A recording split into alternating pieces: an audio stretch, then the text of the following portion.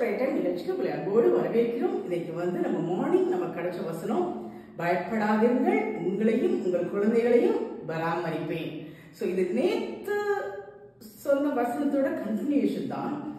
ஏற்கனவே நேற்று நம்ம பார்த்தோம், யோசேப்புடைய சகோதரர்கள் அவங்க குடும்பமா அப்பாவோட கூட அந்த யோசேப்பு இருக்கிற எகிப்து தேசத்துக்கு போறாங்க. பஞ்சம் மிகுதினால அவர் சொல்றாரு, எல்லாருமே இங்க தங்கிக்கங்க அப்படின்னு சொல்றாரு. ஸோ போயிடுறாங்க, அங்க இருக்கிறாங்க, சந்தோஷமா இருக்கிறாங்க. இந்த பஞ்ச காலத்துல அவங்களுக்கு ஒரு யோசேப்பு மூலமா நல்ல ஒரு அகாமடேஷன் கிடைக்குது, சாப்பாடு கிடைக்குது, எல்லாம் கிடைக்குது, தானியங்கள் கிடைக்குது. ஆனா ஒரு பீரியட்ல அப்பா இறந்து போயிடுறாரு, யாக்கோபு என்கிற இஸ்ரேல் இறந்து போயிடுறாரு. அப்பதான் யோசிக்கிறோம், ஐயோயோ இனி என்ன சொல்வாரோ தெரியல. பிகாஸ் அவங்க ஏற்கனவே அவருக்கு நிறைய பண்ணியிருக்காங்க இல்லையா, அவர் ரிவெஞ்ச் எடுக்கணும்னா எடுக்கலாம். அப்பதான் யோசிக்கிறாங்க, இது என்ன பண்ண போறாரோ, அவரோட அப்பாக்காக வேண்டி நம்மளை நமக்கு சப்போர்ட் பண்ணிருக்கலாம். இப்ப அப்பா இல்லைன்னா நமக்கு என்ன செய்வாரோன்னு ஒரு பயம் இருந்துச்சு. அப்பதான் அவங்க தாழ விழுந்து வணங்குறாங்க இல்லைங்களா. சோ அவரு அது தாழ விழுந்து வணங்குன்னுட்டு சொல்றாரு, ஏன் பயப்படாதீங்க, நான் தேவனா, நீங்க எனக்கு தீங்கு செய்ய நினைச்சீங்க, ஆனா தேவன் அதை நன்மையாக முடிய பண்ணினார். அநேகரை நான் உயிரோடே காக்கும்படிக்கு அதை நன்மையாக. எவ்வளோ ஒரு ரியலி எனக்கு அந்த வசனம் ரொம்ப பிடிச்சிருந்தது. எனக்கு நிறைய பேர் வியூ பண்ணிட்டு இருக்காங்க, ரொம்ப பிடிச்சிருந்தது. பிகாஸ் நிறைய சக்திகள் நமக்கு அகெயின்ஸ்டா இருக்கு, நிறைய பேர் அகெயின்ஸ்டா இருக்காங்க. பொறாம ஆவிகள் என்ன வந்தாலும் சரி, அவங்களும் பொறாமையினால்தான் இப்படி செஞ்சாங்க. ஆனா கர்த்தர் அதை நன்மையாக மாற்றுவார். நம்ம கர்த்தரை மட்டும் சொல்லுவோம், எனக்கு இப்படி பண்றாங்க அப்படி பண்றாங்க அப்படின்னு சொல்லும் போது கர்த்தர் அதை நன்மையாக மாற்றுவார். அதே வசனத்தோட கண்டினியூஷன் 21ஆம் வசனம், 50ஆம் அதிகாரம்.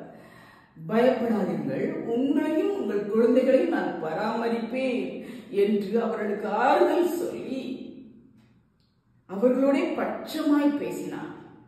யோசேப்பும் அவன் தகப்பன் குடும்பத்தாரும் எகிப்திலே குடியிருந்தார்கள். சோ அவங்க அதான் அப்பா இறந்ததுனால யோசிக்கிறாங்க. நான் சொல்றாரு, பயப்படாதீங்க, உங்களையும் உங்கள் குழந்தைகளையும் நான் பராமரிப்பேன். தூக்கி போட்ட பிரதர் இல்லையா, அந்த சகோதரரால தூக்கி போடப்பட்டவர், விற்கப்பட்டவர், எவ்வளவு கொடுமையை அனுபவிச்சு இந்த ஒரு லெவலுக்கு வந்த பிறகு அவர் பழி வாங்கல, உங்களோட பட்சமாய் பேசினார். உங்கள் பராமரிப்பேன், உங்கள் குழந்தைகளை பராமரிப்பேன். நம்முடைய கர்த்தரும் நமக்கு எவ்வளோ துரோகம் பண்ணிருக்கோம்ல, அவருக்கு பிரியமில்லாத வாழ்க்கை நம்ம நடத்திருக்கோம். ஆனாலும் பயமா, ஐயோ கர்த்தர் என்ன செய்வார் எனக்கு, தேவன் என்ன பண்ணுவார் எனக்கு, கடவுள் என்ன பண்ணுவாரோ, நான் இவ்வளவு துரோகம் பண்ணிட்டேனே. கர்த்தர் சொல்றார், உங்களையும் உங்கள் குழந்தைகளையும் பராமரிப்பேன். யோசேப்பு ஒரு மனுஷன், அவருக்கே இவ்வளோ ஒரு பட்சம், இவ்வளோ ஒரு அன்பு இருந்ததுன்னா, நம்மை உருவாக்கின கர்த்தருக்கு இவ்வளோ அன்பு இருக்கும்ல. சோ அவங்க மன்னிச்சுக்கங்கன்னு சொல்லி தாழ விழுந்தாங்க. அவங்களுக்கு மன்னிப்பையும் கொடுத்து அவங்களுக்கு லைஃப் லாங் நான் அவங்களை பராமரிக்கிறேன்னு சொல்லியிருக்காரு. இன்னைக்கு நம்முடைய இயேசுவின் பாதத்துல தாழ விழுந்து, ஒருவேளை நம்ம அவருக்கு விரோதமா தப்பு பண்ணியிருந்தனா, மற்றவங்களுக்கு விரோதமா தப்பு பண்ணியிருந்தனா, பயப்படாதீங்க, தேவன் உங்கள் குழந்தைகளை பராமரிப்பார். என் பிள்ளைங்க வாழ்க்கை எப்படி இருக்குமோ, என்னோட வாழ்க்கை ஃபியூச்சர் எப்படி இருக்குமோ, அவர் உயிரோடு இருக்க வரைக்கும் உங்களை பராமரிச்சிருக்கார். நமக்கும் கர்த்தர் உயிருள்ள தேவன். அவராது 110 வருஷம் தான் உயிரோட இருந்தார். அதுக்கப்புறம் அவங்க நிலைமை நமக்கு தெரியும். அடுத்த யாத்திராமா வருது, அவங்க அடுத்த பார்வோன் ராஜாவால எவ்வளவு கஷ்டப்படுறாங்க இந்த உலகத்துல தெரியும். பட் நம்முடைய தேவன் உயிருள்ள தேவன். நம்முடைய இறுதி வரை நம்மை பராமரிப்பார், குழந்தைகளை பராமரிப்பார்.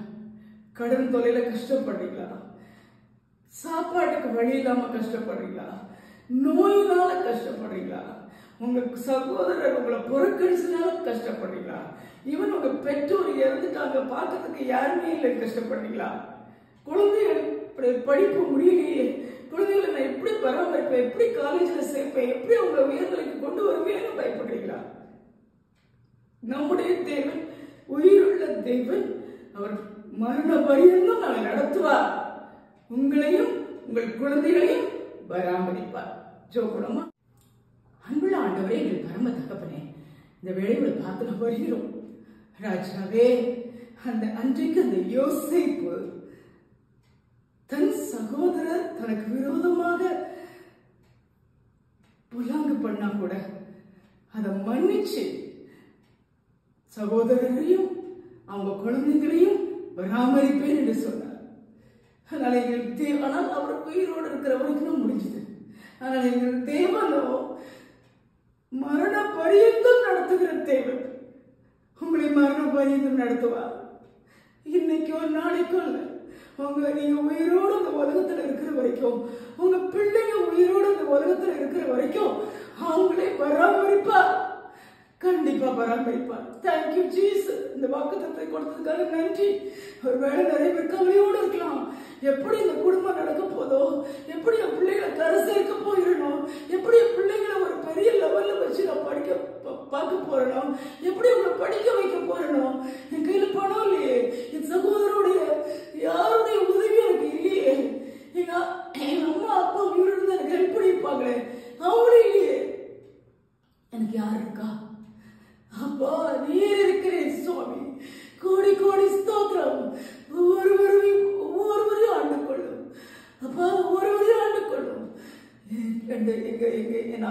நாங்க ஃபோக்கஸ் பண்றோம் வேர்ல்டு, எல்லா கண்ட்ரீஸ், எல்லா டிஸ்ட்ரிக்ட்ஸ், எல்லா ஏரியாவில் இருக்கிற ஒவ்வொரு பிள்ளைகளையும் நீர் ஆண்டு கொள்வீராக. உங்க பிள்ளைங்கப்பா, நீங்க உருவாக்கினவர். ஒருவேளை உங்களுக்கு எதிராக பேசியிருந்தாலும் மன்னிங்க, உங்களுக்கு விரோதமா பிஹேவ் பண்ணியிருந்தாலும் மன்னிச்சிருங்கப்பா. உங்களை தாழ விழுந்து கெஞ்சி கேட்கிறோம் அப்பா. ஒவ்வொருவரையும் மன்னித்து ஏற்றுக்கொள்ளும். எங்களையும் எங்கள் குழந்தைகளையும் நீர் பராமரிக்க வேண்டுமாய் கெஞ்சுகிறோம். ஒரு பிசினஸ் பண்றவங்களா இருந்தா ஆண்டவரே, அதுல தோல்வி இல்லாம வெற்றியை கொடும், வெற்றியை கொடும் அப்பா. கர்த்தரின் ஆசீர்வாதம் ஐஸ்வர்யத்தை தரும். அதனோட ஒரு வேதனை கூட்டார் என்று சொல்லியிருக்கிறேன். வேதனை இல்லாத ஐஸ்வர்யம் உங்களுக்கு இருக்கட்டும் சுவாமி. அதே போலப்பா, ஒரு உடல் பலவீனத்துல நோயில அவதியுற்று அதிலிருந்து முடியாம இருக்காங்களா அப்பா, நீங்க எடுத்து கரம் பிடித்து தூக்கி நிறுத்தி அவங்களை பராமரி சுவாமி. குழந்தைகளுக்கு படிக்க வைக்க ஃபீஸ் இல்லாம இருக்காங்களா, இல்ல அன்னைக்கு நாளை கடத்த கஷ்டப்படுறாங்களா அப்பா, ஒவ்வொருவரையும் பார்த்துக்கொள்ளும், ஒவ்வொருவரையும் பராமரியும். உடைய காலத்துல ஒவ்வொருவரையும் ஒப்பு கொடுக்கிறோம், எல்லாரையும் ஒப்பு கொடுக்கிறோம். எல்லாரையும் உங்களுக்கு விரோதமா பாவம் செய்திருந்தா மன்னிங்கப்பா, உங்களுக்கு விரோதமா பேசியிருந்தா மன்னிங்கப்பா அப்பா. நீர் உருவாக்கின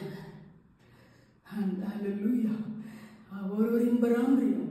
உடைய வசனத்தின்படியே உங்களையும் உங்கள் குழந்தைகளையும் பராமரிப்பேன் என்று தெய்வமே முதல் கெஞ்சி கேட்கிறோம். முடிவு வரையந்தம் பராமரியும், பாதுகாத்துக் கொள்ளும். நீர் மாத்திரம் மகிமைப்படும்.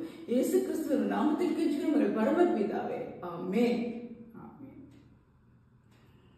பயப்படாதீங்க, கர்த்தர் உங்களையும் உங்கள் குழந்தைகளையும் பராமரிப்பார். God bless you.